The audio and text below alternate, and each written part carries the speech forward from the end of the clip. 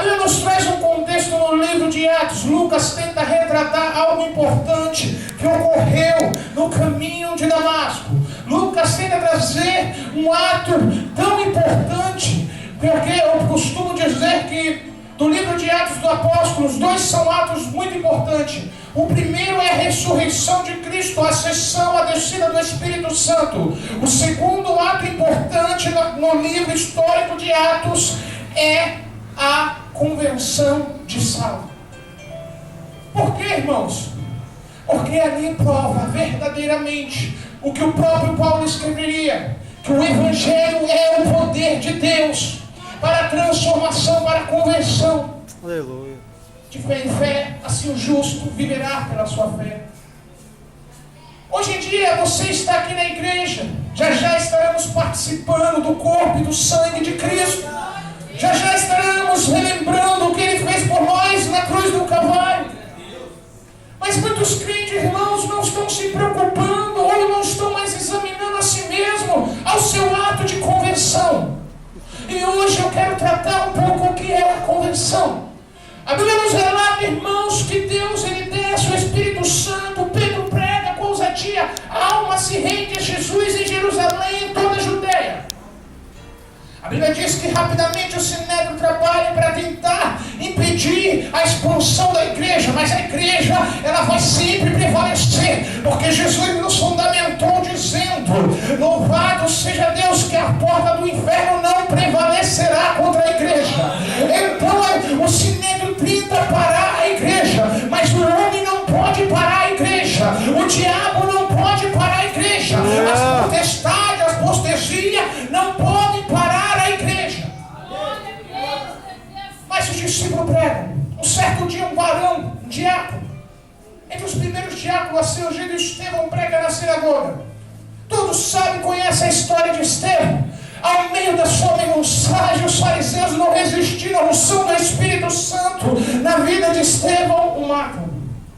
Mas a Bíblia nos relata que jogam as suas vestes perante um pé de um jovem, pelo nome de Saulo. É a primeira vez que o nome Saulo aparece no Novo Testamento. Mas quando Deus ele escolhe, é do anonimato. Quando Deus ele escolhe, é da lama, é do pecado. Paulo depois relataria que ele era o principal dos pecadores. Quando Paulo vem escolher um vaso, ele não vai numa joalheria. Quando Deus escolhe um vaso, não vai numa joalheria. Ele não vai no lugar onde tem os melhores, mas ele vai lá na lama, ele vai lá no pecado, ele vai lá na garra do Satanás. Porque a Bíblia nos afirma que no livro de Efésios, ele leva cativo o cativeiro, ele liberta o que está preso. O nome de Saulo aparece, mas após a primeira menção do nome de Saulo, já vem a consequência do seu caráter. Eu quero que você entenda, quando as pessoas falam o teu nome, após falar o teu nome, elas falarão o teu caráter, quem você é, o que você faz, o que você mostra, o que você aparenta. Toda vez que alguém citar o teu nome, saiba que após a citação do teu nome, ele citará o seu caráter. E a Bíblia também, da mesma forma, continua nos dizendo que ele consente na morte de Estevão. Como um religioso cego. Ah, irmão, mas quem conhece a Bíblia, conhecia a Bíblia, aprendeu o pé de Gamaliel. Fariseu, veio zeloso pela lei. Isso está fundamentado na sua carta aos Filipenses. Fariseu, zeloso da palavra, velava pela lei. Talvez, irmãos, tenha pessoas aqui que amam a palavra, vela pela palavra, gosta da palavra, mas não vive a palavra, não segue a palavra. Eu falo, se você conhece e não segue, é como não conheceu. É pior do que o incrédulo, é pior do que aquele que não ouviu, porque aquele que não ouviu ainda pode estar, por inconsequentemente, numa inocência de pecado, mas aquele peca voluntariamente, a este Hebreus nos diz que já não há mais expiação de pecado. Não há conversão. A Bíblia continua nos dizendo, uma grande perseguição agora, após a morte de Estevão, começa. Morre um justo. Começa uma grande perseguição. Os discípulos dos apóstolos se espalham, uns vão a Samaria. Filipe faz um grande trabalho em Samaria, mas uma grande quantidade se dispersa e vai a uma cidade gentia, vai a Damasco. Chegando em Damasco, aqueles que estavam dispersos de perseguição, eles começam a pregar o Evangelho. Isso chega ao ouvido do Sinédrio, isso chega ao ouvido de Saulo. Saulo querendo matar a igreja, Saulo querendo impedir a nova seita chamada os cristãos. Saulo vai até Damasco, pede-lhe cartas. Todo mundo sabe disso. Mas no caminho de Damasco, ele tem um encontro com Deus. No caminho do pecado, Deus nos resgatou. No caminho da morte, Ele se revelou a nós. Porque Ele disse: ninguém vem a mim se o Pai, Ele não me enviar. Mas Ele também nos afirma que aqueles que o Pai o enviou, de maneira nenhuma Ele lançará fora da sua presença. Eu não sei qual é o caminho de Damasco que Jesus te tirou. Eu não sei de onde o meu Deus te resgatou. Mas se Ele te tirou, saiba que é para viver coisas novas. Se Ele te tirou, saiba, porque Ele tem um projeto, um plano na tua vida. Saulo cai do cavalo, no resplendor de luz.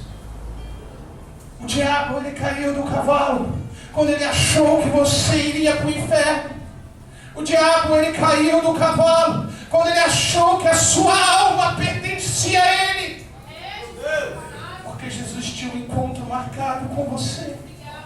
Ele te chamou desde a fundação do mundo. Ele disse a Jeremias: eis que eu te chamo pelo teu nome, tu és meu. Aleluia.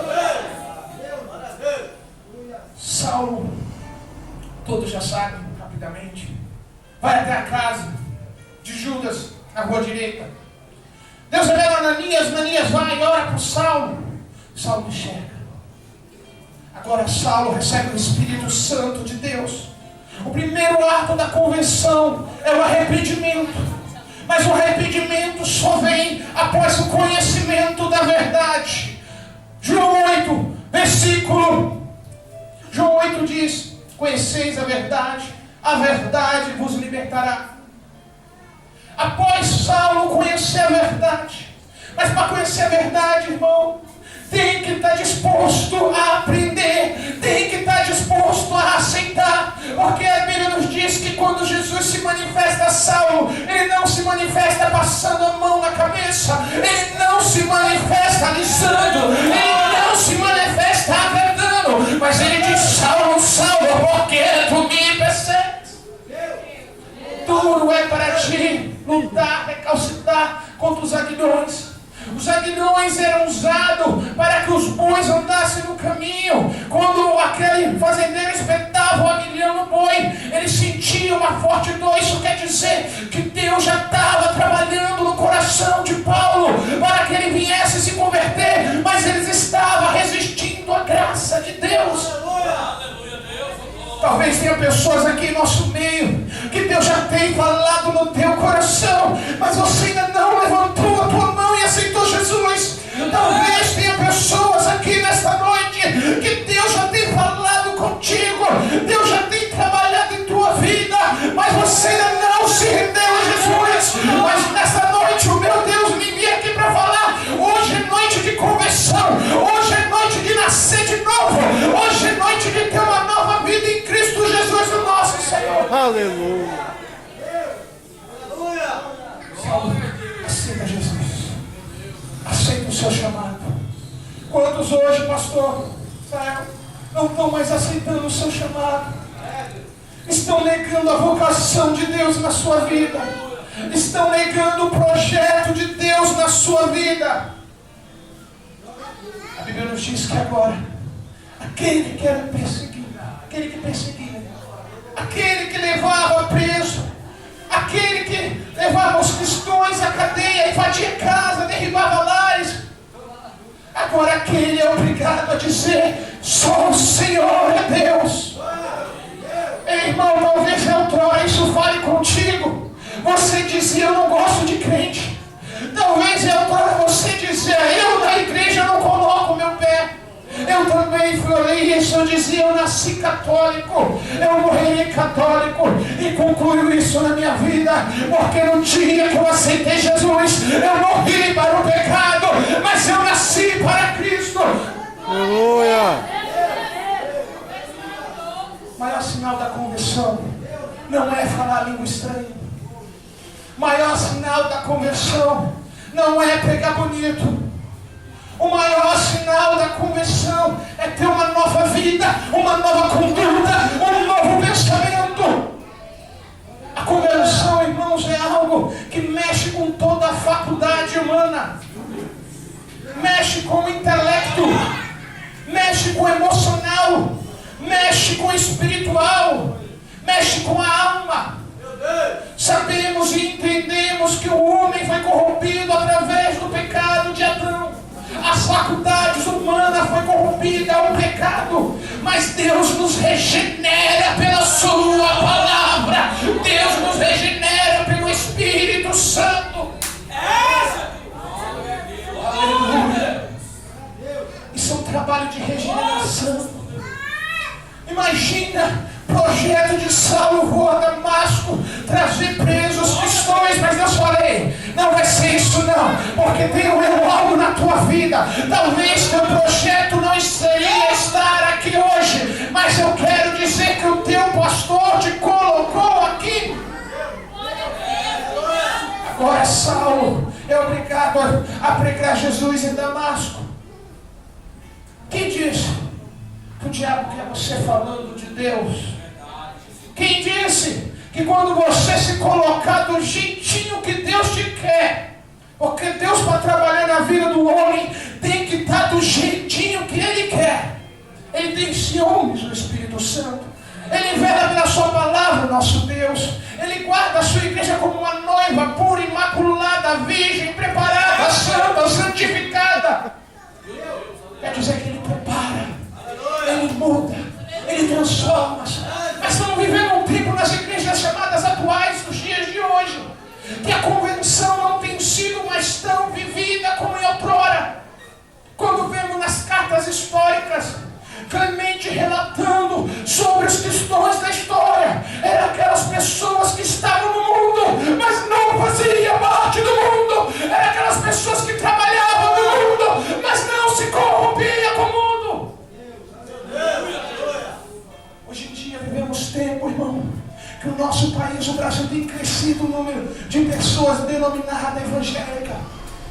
Mas o país nunca teve tão corrupto. O país nunca teve tão ruim. A igreja nunca teve tanto escândalo como no século chamado hoje. O nome de Cristo nunca foi tão blasfemado. Os pastores nunca foram tão chamados como palhaço igual hoje. Antigamente um pastor, um bispo era uma honraria. Era que significava, pastor Israel, um homem santo, um homem separado, vocacionado para Deus, tirado do pecado e colocado na presença do Altíssimo.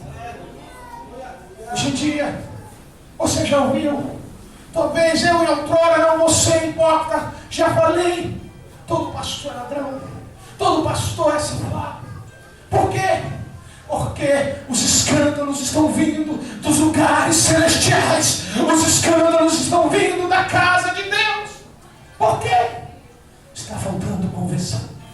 Está faltando encontrar Jesus no caminho de Damasco. Está faltando nascer de novo. Está faltando mudar as tuas faculdades humanas e deixar Deus trabalhar na tua mente, deixar Deus trabalhar na tua visão, deixar Deus trabalhar na tua boca, deixar Deus trabalhar em todo o teu ser. Aleluia, glória. Se converter é o ato de mudar de vida. Paulo vai dizer, não vivo mais eu, mas agora é Cristo, Ele